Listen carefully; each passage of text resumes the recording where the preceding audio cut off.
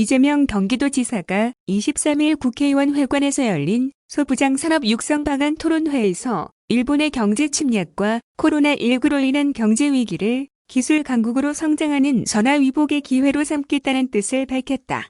이재명 지사는 일본의 경제 침략 1년 동안 경기도는 소부장 산업이 가장 발달하고 있는 곳인 만큼 기술 독립을 위해 나름의 노력을 기울여 왔다며 정부와 국회에서도 많은 노력을 기울여준 것에 감사하다고 말했다.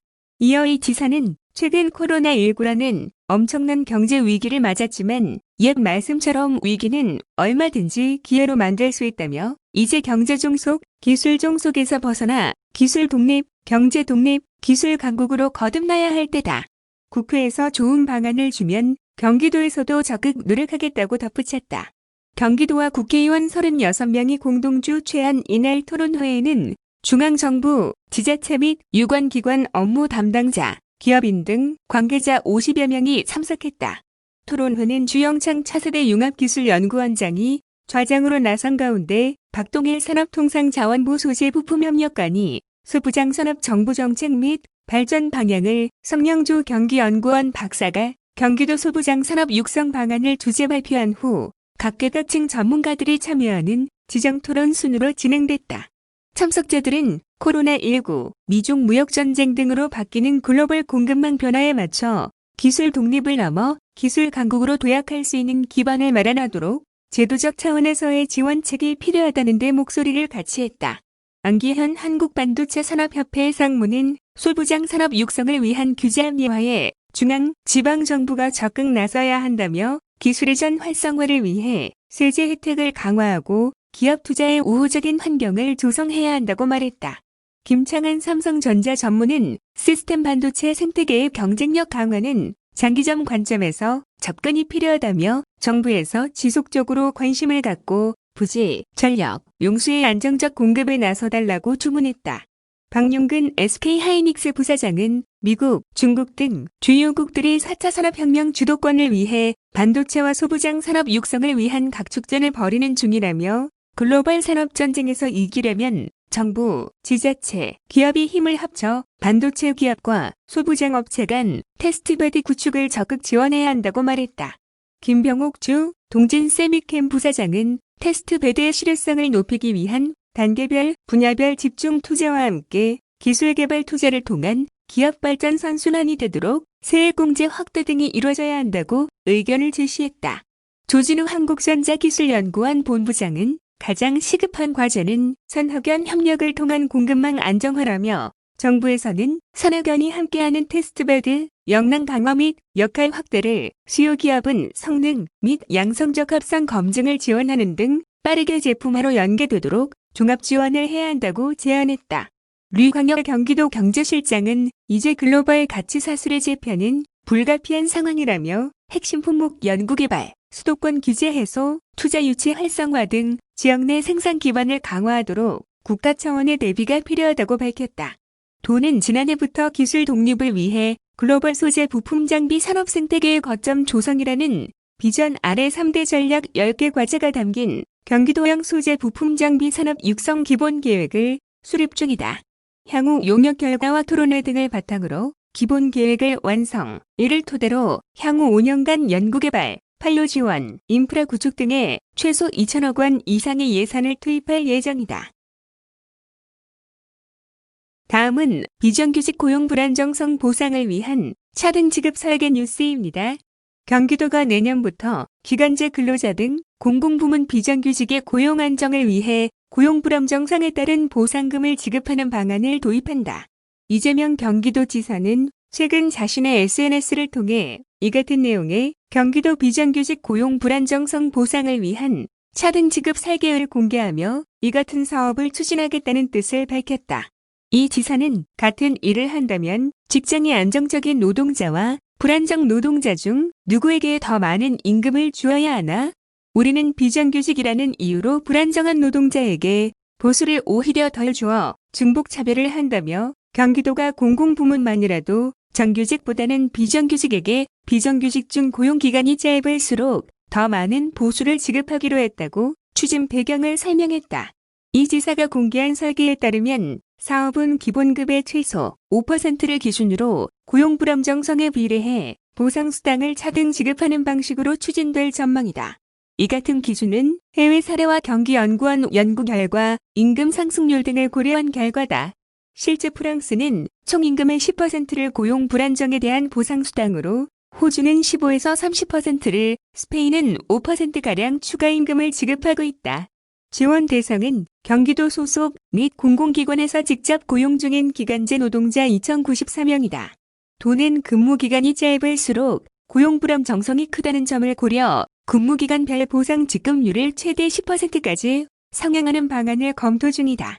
이에 따른 지급 금액은 2개월 이하는 33만 7천 원, 3에서 4개월은 70만 7천 원, 5에서 6개월은 98만 8천 원, 7에서 8개월은 117만 9천 원, 9에서 10개월은 128만 원, 11에서 12개월은 129만 천 원으로 추산된다. 해당 수당은 계약 만료 시 일시 지급할 계획으로 예산은 약 24억 원이 소요될 것으로 예상된다.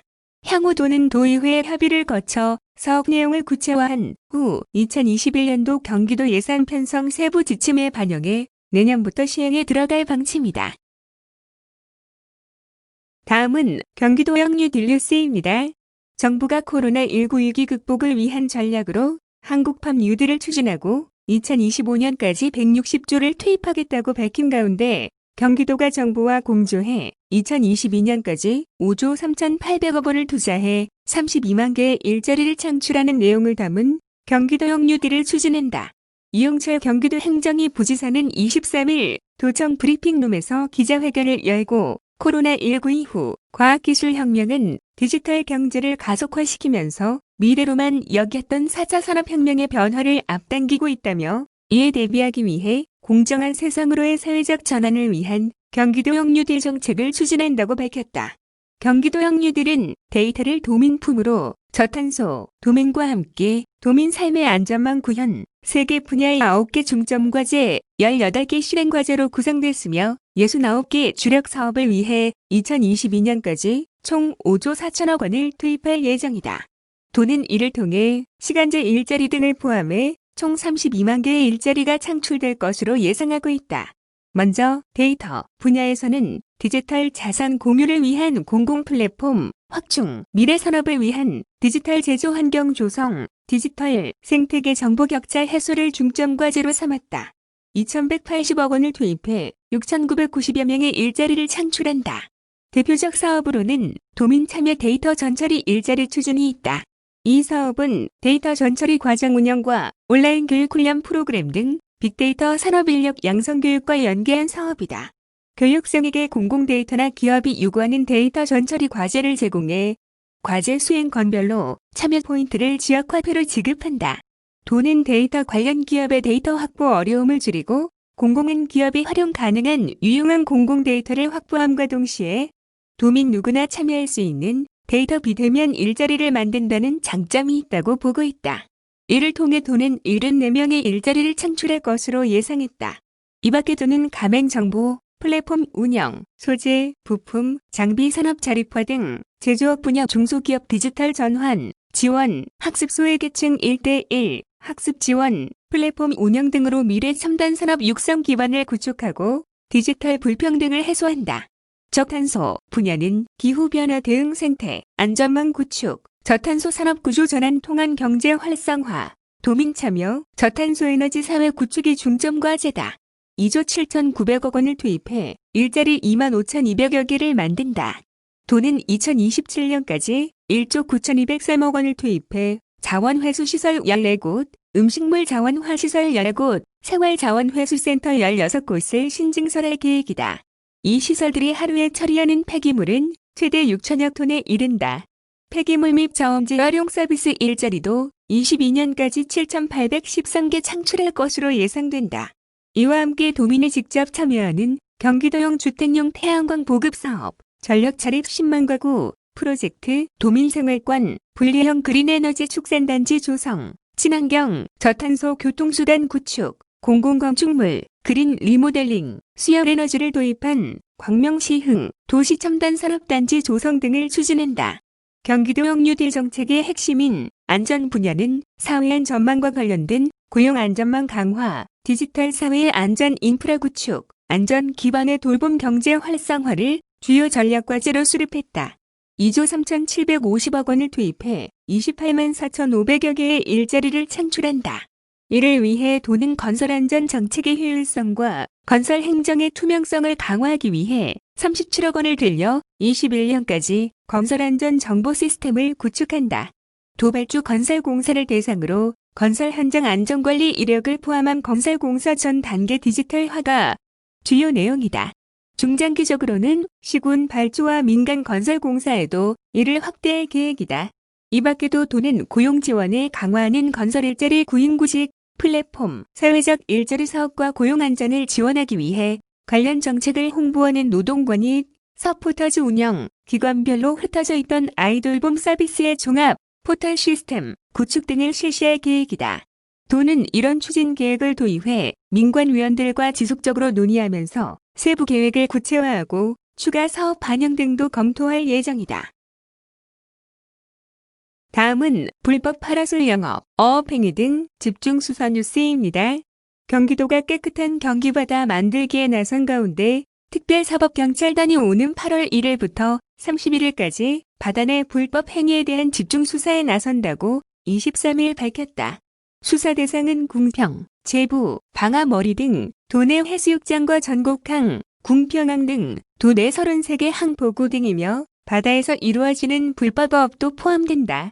주요 수사 사항은 불법 파라솔 영업, 무허가 시설물 설치 행위, 컨테이너, 노점상 등 미신고 식품 영업 행위, 어린 물고기 포획, 불법 어구 사용, 무허가 어업, 유류, 폐기물 등 오염물질 해상 투기 행위 등이다. 위와 같은 행위를 하면 공유수면법 및 수산업법에 따라 최고 3년 이하 징역이나 3천만 원 이하 벌금에 처해질 수 있다.